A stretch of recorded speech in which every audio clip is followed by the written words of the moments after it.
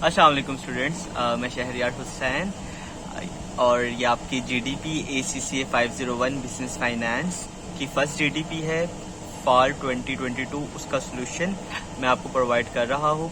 अच्छा, क्वेश्चन आप लोगों ने पढ़ लिया होगा, मैं उसको रिपीट नहीं करूँगा, जिसमें डेफिनेशंस बयान की गई है और अली कॉरपोरेशंस की टैक्सेबल इनकम को बयान किया गया है। साथ उसमें आपको बिजनेस शेड्यूल्स दिए गए हैं, टैक्सेबल शेड्यूल्स दिए गए हैं और उनकी इनकम्स दी गई हैं और आपने टोटल टैक्स, एवरेज टैक्स और मार्जिनल टैक्स आपने निकालना है और आपने बताना है कि मिस्टर अली की कॉरपोरेशन के लिए कौन सा टैक्स ज़्यादा बेनिफिशियल होगा। सो हम स्टार्ट करते हैं अपने सोल्यूशन से। सोल्यूशन के अंदर सबसे पहले आपकी जो टैक्सेबल इनकम थी जो 2022 ईयर्स के अंदर प्रोवाइड की गई थी वो थी 6 लाख। फिर उसके बाद कैलकुलेशन में आप देखें 4 लाख को मल्टीप्लाई जब आप करेंगे 10% से तो वो 40,000 आ जाएगा। उसके बाद 5 लाख था तो 4 लाख और 5 लाख और उसके बाद 6 लाख दिया गया था, यानी कि 4 लाख के बाद आपके पास 5 लाख था तो आपके पास कितना डिफरेंस आया, 1 लाख का आया। तो उसको आपने 21% से मल्टीप्लाई किया तो आपके पास 21,000 आ गया। फिर उसके बाद 5 लाख से जब आप 6 लाख पे गए जो कि आपकी टैक्सेबल इनकम थी ये 2022 की, उसके अंदर कितना डिफरेंस आया था, 1 लाख का आया था। तो आपने 1 लाख का 29% से मल्टीप्लाई जब आपने किया तो वो 29,000 हो गया।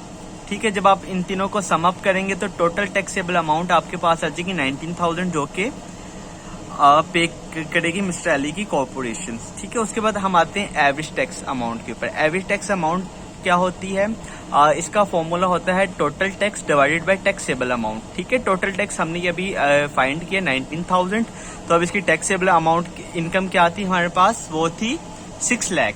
ठीक है, जब हम 19,000 को 6 लाख के ऊपर डिवाइड करेंगे तो 0.015 हमारे पास आंसर आएगा। इसको हम मल्टीप्लाई करेंगे 100 से तो ये हमारे पास एक परसेंटेज में आ जाएगा 1.5%।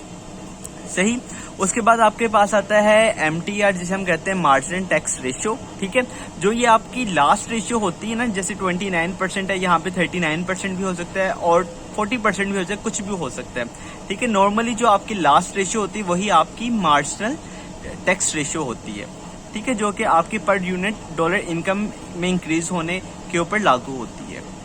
सही है। अब इसका जो सेकंड पोर्शन था उसमें आप इस तरह से लिख सकते हैं कि the marginal ratio is greater than the ATR ratio, so mister Ali adopt average tax ratio या रेट मेथड टू पे टैक्स।